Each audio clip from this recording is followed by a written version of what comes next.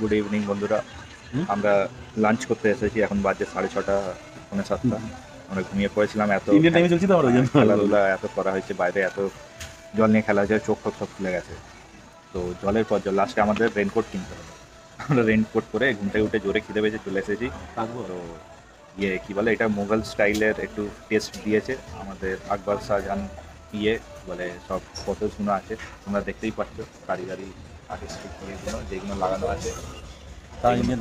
থাই Indian সব কিছু পাওয়া যাচ্ছে। রেস্টুরেন্টটার নাম হচ্ছে অথেন্টিক ইন্ডিয়ান কুজিন। রেস্টুরেন্টটার নাম হচ্ছে টেস্ট অফ ইন্ডিয়া।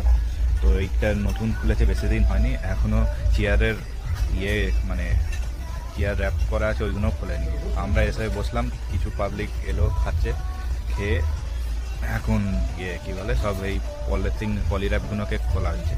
তো এবারে আমরা খাবো, খেয়ে দেখবো যে কি টেস্ট অ্যান্ড কোয়ালিটিটা কেমন। সব রকমের আইটেমই পাওয়া যায়। এটা আপনার থাই পেয়ে যাবেন। এটা হচ্ছে ইন্ডিয়ান মেনু, ও থাই মেনুও আলাদা আছে। থাইয়ের রেটগুলো একটু কম আছে। থাই যারা খেতে ভালোবাসে তারা করতে পারে, তারাও খেতে পারে। এটা ঠিক আপনার বিচ রোডের পাশেই, বেশি দূর যেতে হবে না। বিচ রোড থেকে আপনি ওয়াকিং করে মানে আপনি হেঁটে চলে আসতে পারবেন। হ্যাঁ, আপনাদের এই মেনু ফটোগুলো দিয়ে দিচ্ছে, আপনারা দেখে চুজ করতে পারবেন বা আইডিয়া করতে পারবেন কিরকম কী রেটস আছে। এগুলো আপনি ভিডিওতে পেয়ে যাবেন। এই টেস্টটা কেমন? সুন্দর।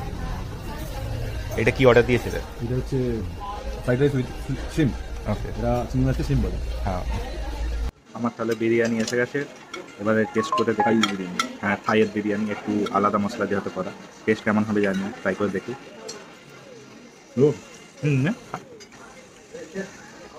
এই বিরিয়ানিটাও মহারাষ্ট্রের দিকে যেরকম চলে, ইনগ্রিডিয়েন্ট মশলা ওরকম টাইপ, একদমই আলাদা বা থাইয়ের মতন ওরকম না। ট্রাই করে দেখতে পারেন যারা একটু মহারাষ্ট্রিয়ান খাবার খায় বা সাউথে কর্ণাটকার বিরিয়ানি, তো তারা ট্রাই করে দেখতে পারেন। ঠিক আছে,